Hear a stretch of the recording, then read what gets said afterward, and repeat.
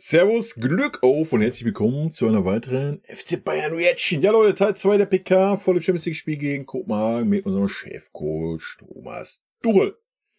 Ich werde zwischendurch ein bisschen vorspulen, den Übersetzer schenken wir uns so ein bisschen und von daher würde ich sagen, Abfahrt. Jetzt noch ein warmer Stuhl. Noch ein warmer Stuhl. Na dann kommen jetzt die heißen Fragen. Sehr schön. Wer beginnt? Diesmal. Ging jetzt zu schnell. Carrie Howe, erste Reihe für Wie immer, Carrie Howe, Alter. Hallo Herr Tuchel, Sie haben nach dem Spiel gegen Leipzig gesagt, 2 unterschiedliche Halbzeiten. Der Plan wurde nicht mit Leben gefüllt in der ersten Halbzeit. Macht Ihnen das Sorgen, dass es oft diese 2 Gesichter gerade in Spielen wie gegen Leipzig gibt und wie wollen Sie da entgegensteuern? Danke. Nee, macht uns keine Sorgen. Wir analysieren das und das ist ja auch offensichtlich, braucht man nicht drum rumreden, das ist auch nichts Schlimmes. Sorry Leute, der Ton ist grausam, Alter. Ich regel hier hoch, runter, wild, ganz wild. Aber so ist das halt, müssen wir jetzt mit leben, ne? Und ihr auch. Ich ja auch. Wir sind dran, wir ziehen unsere eigenen Schlüsse daraus, die sind noch nicht für die Öffentlichkeit bestimmt, besprechen das mit der Mannschaft und versuchen besser einen Plan zu entwickeln, der eventuell auch besser passt und versuchen dann den Plan natürlich auch mit mehr Leben zu füllen. Wir haben auch Spiele, wo wir das schon besser machen. Ich glaube, der große Unterschied ist im Moment, dass wir trotzdem einen Weg finden, zurück ins Spiel zu kommen oder im Spiel zu bleiben. Wir hatten ja zum Beispiel auch gegen Man United eine schwierige Anfangsphase, sind dann in Führung gegangen und haben uns da komplett in das Spiel dann auch reingebissen. Und das ist auf jeden Fall das Positive und da bleiben wir jetzt auch dabei bei den positiven Dingen, um da weiter dran zu arbeiten. Ja, bin ich schon bei ihm, ja. Klar muss man das kritisieren, was negativ ist, aber am Ende des Tages sollte man die positiven Sachen rausnehmen und ja, darauf aufbauen. Og på den måde kan man sige, at Nebendran Stefan Kumberger für Pro7 Sat.1. Herr Tuchel, Sie haben ja in München zurzeit einen prominenten Trainingsgast. Was macht Jerome Boateng unter Umständen sportlich so wichtig und welche Rolle spielt in Ihren Überlegungen die Tatsache, dass ja privat einige Schlagzeilen um Jerome bestehen und auch dementsprechend Diskussionen bei den Fans stattfinden? Ja, verstehe ich, aber es gilt ja trotzdem die Unschuldsvermutung, wenn ein Verfahren ausgesetzt ist. Das ist ja im Moment der Fall. Deshalb, ich glaube, weil das auch so ist, haben wir trotzdem als Fußballclub auch das Recht, Fußballentscheidungen zu treffen, weil das Verfahren ausgesetzt ist und wir haben trotzdem das Recht, auch einen verdienten Spieler, der Jerome ist und mit dieser Persönlichkeit bei seinem Verein, bei dem er diesen Erfolge hatte, auch mittrainieren zu lassen. Ich glaube, das muss einfach drin sein und da genau deshalb, weil das Verfahren aktuell ausgesetzt ist, gilt die Unschuldsvermutung und Sie kennen seine Position, Sie wissen, was im Pokalspiel, die Situation im Pokalspiel ohne Innenverteidiger, ja, wie sie war. Und deshalb, Jerome ist sowieso in München, Jerome wollte sich fit halten und war schon fit, aber nur im Individualtraining. Wir haben ihm jetzt die Möglichkeit gegeben, bei uns mitzutrainieren und dann werden wir eine Entscheidung treffen. Ziel.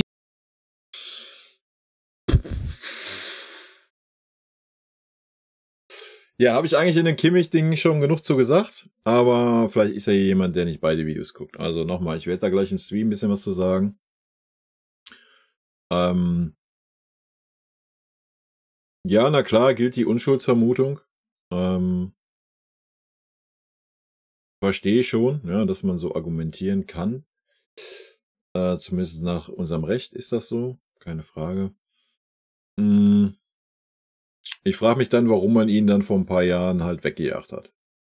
Weil sportliche Gründe hatte das nicht. Ja, wirtschaftliche hatte es mit Sicherheit auch nicht. Da müssen wir nicht drum herum reden. Ja. Ja, ihn dann jetzt zurückzuholen unter diesen Umständen. Ich meine, ihn mittrainieren zu lassen, ist die eine Sache. Selbst das finde ich schon schwierig, aber kann man dann irgendwo argumentieren mit Sportler und bla und Sülz, ihn jetzt aber in ein Team zurückzuholen und auch diese Fässer aufzumachen, die da sind durch diese privaten Umstände. Ich sehe da keinen Grund für. Ich habe es im anderen Video gesagt, wir werden ja in der zweiten Mannschaft irgendwelche Innenverteidiger haben, weil wir spielen ja Spiele mit der zweiten Mannschaft. Und da muss man da einen hochziehen. Ja, Punkt. Wir haben 3 Innenverteidiger oder 4 Innenverteidiger mit dem Tarek. Die werden ja nicht ewig immer alle 4 gleichzeitig ausfallen. Ja. Und im Notfall, ja, musst du dann halt ein Spiel herschenken oder musst 2 Punkte herschenken, wie auch immer, dann ist das so. Aus meiner Warte besser, als wie sich so ein Fass aufzumachen und so einen Spieler da jetzt zurückzuholen.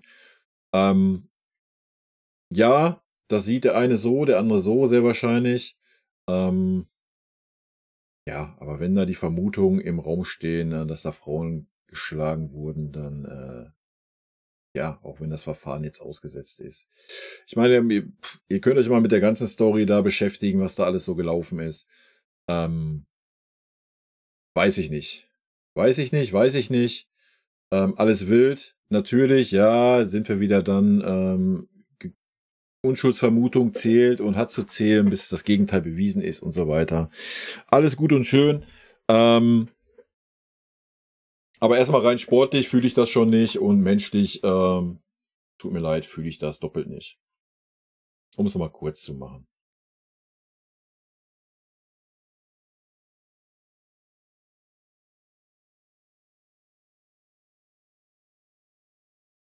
Irgendwie in gefährlichen Situationen und haben sie dann jetzt nur Herr Klaus Bergmann für die dpa. Hallo Herr Tuchel. Es war zuletzt oft so, dass das Abschlusstraining noch in München gemacht wurde. Sie haben jetzt nur ein Auswärtsspiel bislang. Ich weiß nicht, wie normalerweise Ihr Vorgehen da ist. War das jetzt auch eine Reaktion darauf, dass man gehört hat, dass der Platz nicht so gut sein soll? Und haben Sie sich den angeguckt? Und würden Sie auch die Spielweise Ihrer Mannschaft anpassen lassen? Alter, ey, ich meine, so wie die da gerade reden, ja, musst du ja davon ausgehen, dass da 2 so eine Berge auf dem Feld sind und 101 Maulwurfhügel. Ja. Was sollen wir jetzt die Spielweise anpassen? Sollen wir den Ball jetzt nicht mehr passen? Sollen wir jetzt nur noch so, als wenn da 2 Liter Wasser pro Quadratmeter stehen, den Ball nur noch hochspielen? Ich meine, wir spielen ja eh ohne Flanken, aber vielleicht wären wir dann mal gezwungen, eine Flanke zu schlagen. Wäre ja mal was.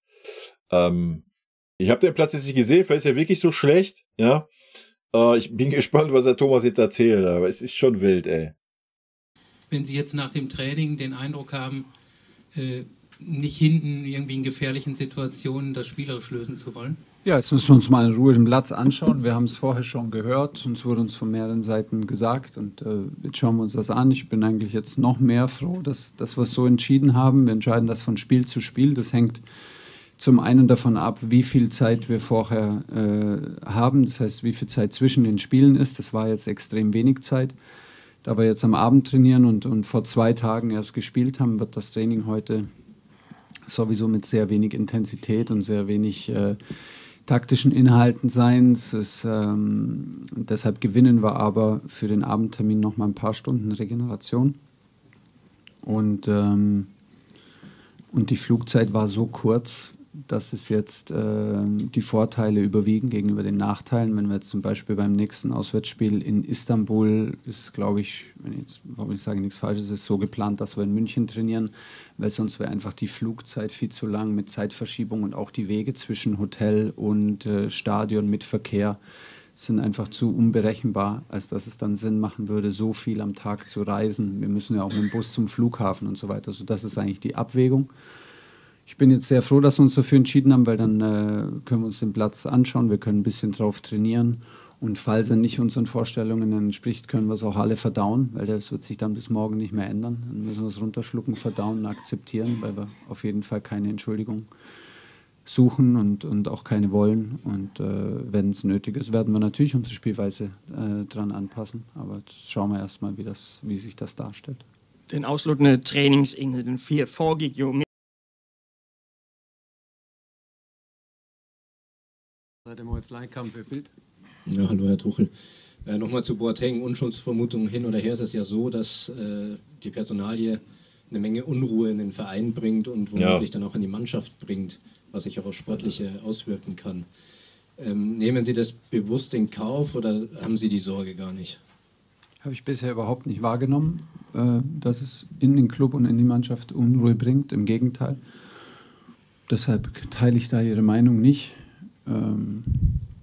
Und Unschuldsvermutung gilt, wenn die Unschuldsvermutung gilt. Das können wir drehen und wenden, wie wir wollen. Das ist im Moment ein Fakt. Das Verfahren ist ausgesetzt und deshalb gilt sie. Und wenn sie dann gilt, wenn was gilt, dann gilt es. Also brauchen wir nicht. Das ist die gleiche Frage nochmal und die gleiche Antwort nochmal. Ja, Boateng igen.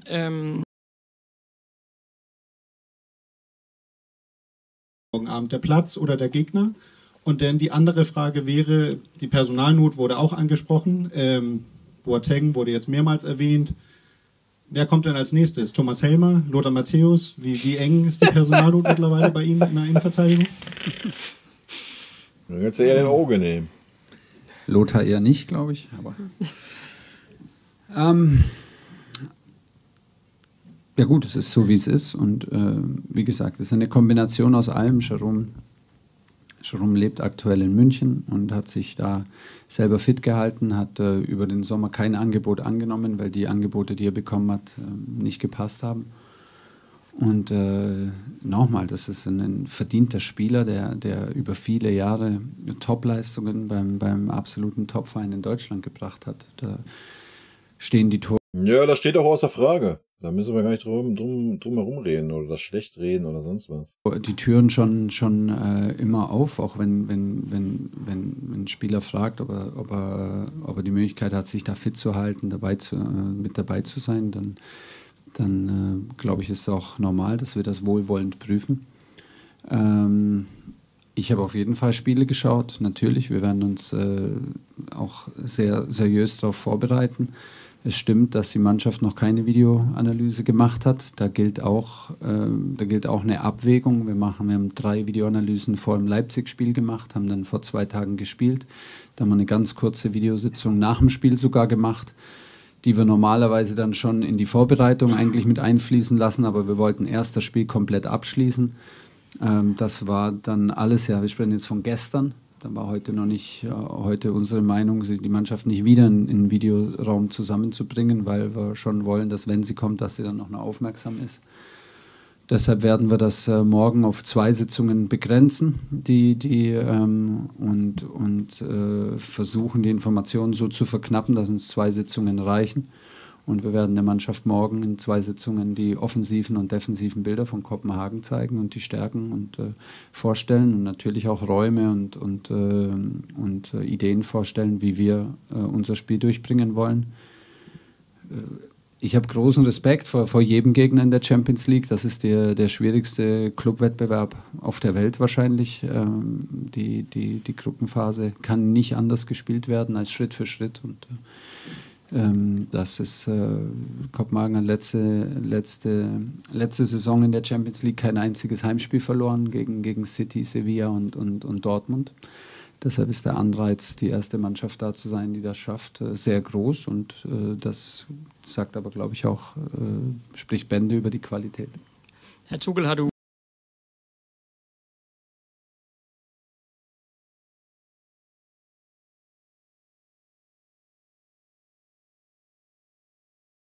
Jakob Næstrup. Sie haben früher erzählt, dass der dänische Trainer mal ein junger Trainer ist und dass Sie großen Respekt vor ihm haben. Können Sie das nochmal mit ein paar Worten erfassen? Ja, ist ja so. Es ist ein sehr, sehr junger Trainer und jetzt schon sehr erfolgreich. Kopenhagen ist wieder die Mannschaft, die in Dänemark die Titel gewinnt. Und es ist auf jeden Fall ein Club, der sich darüber auch definiert. Das macht was mit der Atmosphäre und mit dem Charakter des Clubs. Und es macht auch was mit den Spielern. Darauf müssen wir uns einstellen. Es ist ein sehr junger Trainer, der sehr erfolgreich hier seine Arbeit macht und eine klare Handschrift hat. Wir warten Kopenhagen morgen in ihrem 4-3-3. Einen sehr kompakten Block und sehr gefährlich beim Kontern und einen guten Mix aus langen Bällen und auch aus kurzem Kombinationsspiel. Und darauf werden wir uns vorbereiten. Ja, det har jeg sagt, og det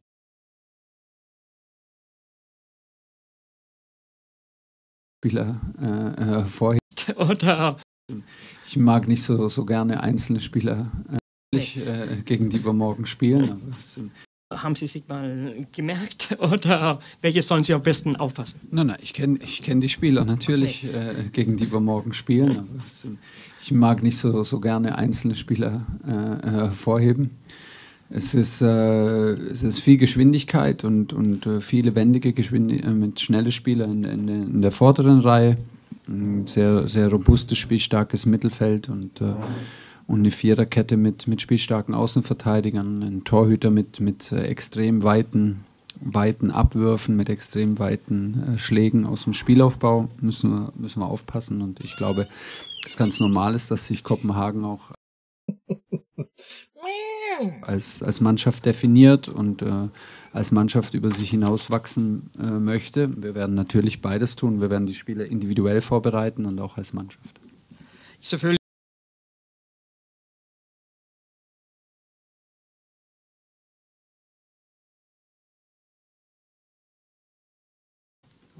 Okay, very last one, yeah, please. Herr Thomas, Turkish journalist. Hvordan vurderer han gruppen efter første kamp og hans næste kamp mod Galatasaray Istanbul? Wie schätzen Sie den ersten Spieltag ein und wie schätzen Sie das nächste Spiel gegen die türkische Mannschaft ein? Das war ganz neu, das war am Spieltag davor schon die Pressekonferenz für den nächsten Gegner machen. Wissen Sie, ich habe noch nie eine leichte Gruppenphase erlebt. So, das ist der schwierigste Wettbewerb und jedes Spiel hat einen besonderen Charakter. Das Spiel morgen ist mit Sicherheit ein komplett anderes Spiel wie die beiden Spiele dann auch gegen Galatasaray. Galatasaray hat sehr spät dann noch 2 Tore aufgeholt, nachdem sie 0-2 zurück waren. Aber der Fokus gilt jetzt, auch wenn Ihnen das wahrscheinlich nicht gefällt, aber der Fokus gilt jetzt erstmal morgen zu 100% Kopenhagen. Es gilt auch für mich. Deshalb habe ich noch keine... Dann haben wir auch erstmal noch Bundesliga. Ich glaube, dann haben wir auch erstmal Nationalmannschaft. Und dann ist mal wieder Champions League, ja? Also immer mal den Ball flach halten. Was ist denn los mit dem türkischen Kollegen da? Ist der heiß oder was? Der brennt schon. Tiefere Analyse zu Galatasaray. Aber ich kan mir vorstellen, was uns dort erwartet. Er det noget nyt at få spørgsmål på et pressemøde til den næstkommende kamp? Men okay, det tager vi så også med. Der er ikke nogen lette kampe i gruppen, det er jo klart. Det er gode grupper, det er alle gode grupper i grunden. Men min primære opgave er selvfølgelig at se frem til kampen i morgen, men jeg har selvfølgelig noteret, at Gala scorede 2 mål i døende minutter i den sidste kamp mod FC København. Okay, so weiter Blick in die Zukunft. Danke. Danke, bis dann. Ja, hätte ich gewusst, dass der Tuchel das so kurz hält, hätte ich das natürlich an dem anderen Video mit drangehangen. Aber gut, so habt das getrennt, ist doch auch okay. Ja, wirklich interessante Sachen haben wir jetzt nicht gehört. Einzigste interessanten Fragen vielleicht zum Thema Boateng. Ja, wildes Thema, sag ich mal so. Werden wir beim Stream ein bisschen aufarbeiten, denke ich. Und dann